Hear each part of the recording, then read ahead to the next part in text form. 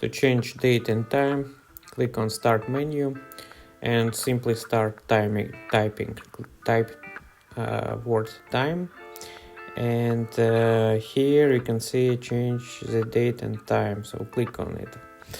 Once a new window will open, here you can select here you can see set time automatically. If you will switch it off, you will be able to set time manually.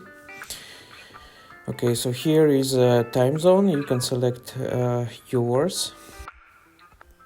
Okay, when time zone selected, click on change, but set time automatically should be off.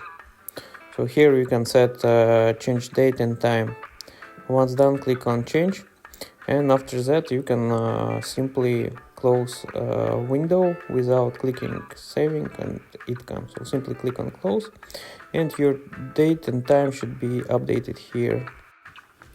Okay guys, so I hope video was helpful. Like and subscribe please.